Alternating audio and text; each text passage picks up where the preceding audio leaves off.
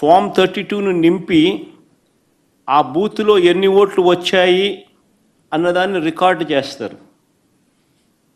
బూత్లో ఉండే అధికారి ఆ రికార్డును ఏజెంట్కు ఉంది. అంతేకాకుండా ఏజెంట్ నుంచి ఒక రిసిప్ట్ కూడా తీసుకుంటాడు ఆ ప్రిసీడింగ్ ఆఫీసర్. ఆ రికార్డుతో ఈ రిసిప్ట్ను కూడా జత చేయాలి.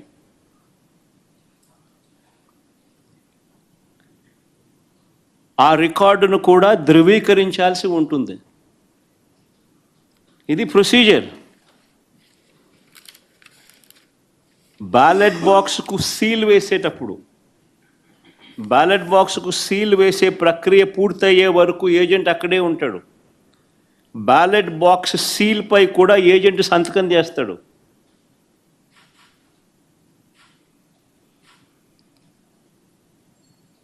బ్యాలెట్ బాక్స్కు సంబంధించి సీల్పై కూడా ఏజెంట్ సంతకం తీసుకుంటారు. మరి నేను అడుగుతా ఉన్నా, మళ్ళీ ఇవన్నీ జరిగాయా అని అడుగుతా ఉన్నా.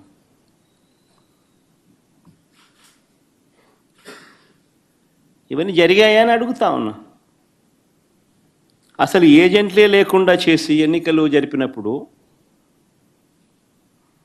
దాన్ని ఎన్నికలని ఎలా అంటారని అడుగుతా ఉన్నా.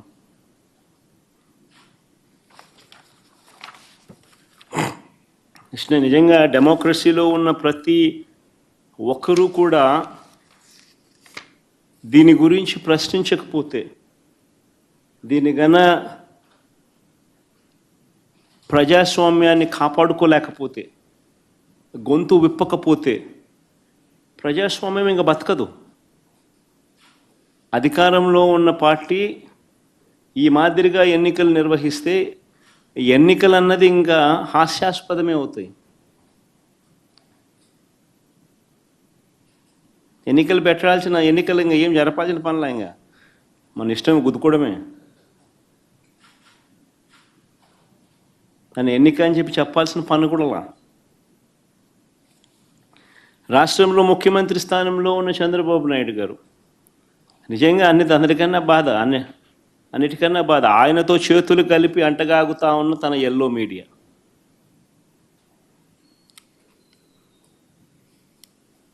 వీరి ఎజెండా ఏమిటి అని అంటే ప్రజలకు మంచి చేయడం కాదు, డెమోక్రసీని కాపాడడం కాదు, ప్రజలకు పాలకులు మోసం చేస్తే వాటిని ప్రశ్నించడం కాదు, దోచుకో పంచుకో తినుకోలో అందరూ భాగస్వాములు కావడం. ఇది వారి ఎజెండా. సిగ్గుపడాలి నిజంగా ప్రజాస్వామ్యం అంతా కూడా.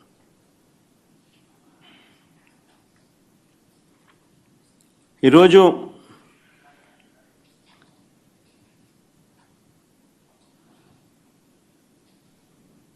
ఎంత దారుణంగా వీళ్ళు ఎన్నికలు చేశారు, ప్రజాస్వామ్యాన్ని ఎంత దారుణంగా వీళ్ళు కూని చేశారన్నది ఈ రెండు ఎన్నికలు ఉదాహరణగా నిలబడతాయి.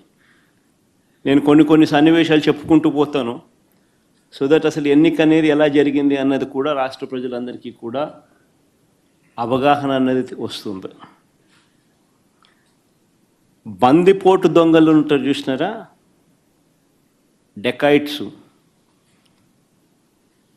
ఇంతకుముందు ఏదో ఏం వ్యాలీ అది, చంబల్ వ్యాలీ అని వింటా అంటాం. ఈరోజు నిజంగా దాన్ని మరిపించినారు. బందిపోట్లకు మించి చంద్రబాబు నిన్న పులివెందుల రూరల్ జెడ్పీటీసీ ఓట్లను దౌర్జన్యంగా వేసుకున్నాడు. సాక్షాత్తు పోలీసులు దాన్ని దగ్గరుండి ప్రోత్సహించారు.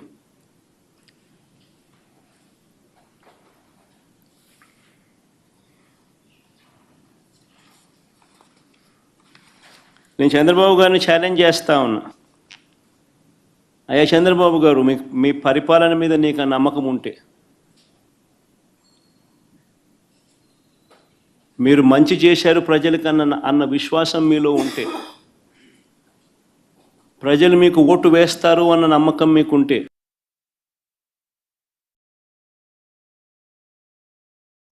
ప్రజాస్వామ్యబద్ధంగా సెంట్రల్ ఫోర్సెస్ను దింపండి.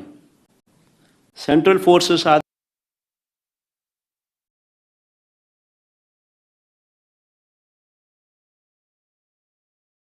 ప్రజాస్వామ్యబద్ధంగా ఎన్నికలు జరిపించండి.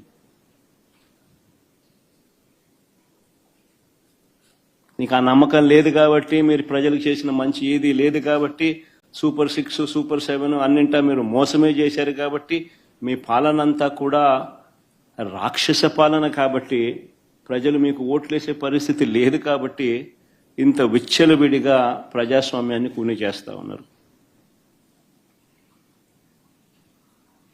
నేను అడుగుతా ఉన్న చంద్రబాబు నాయుడు, ప్రతి బూతుకు సంబంధించిన వెబ్కాస్టింగ్ను వైఎస్ఆర్సీపీ అభ్యర్థులకు ఇచ్చే ధైర్యం మీకుందా అని అడుగుతా ఉన్నా.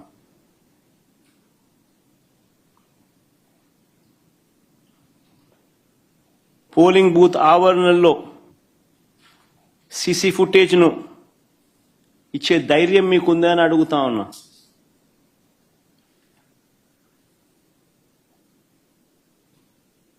ఎవరెవరు బయట నుంచి వచ్చి ఎలా ఓటేశారో, ఎలా బూతులను ఆక్రమించుకున్నారో, ఆ ఆక్రమించుకుంది ఎవరో కూడా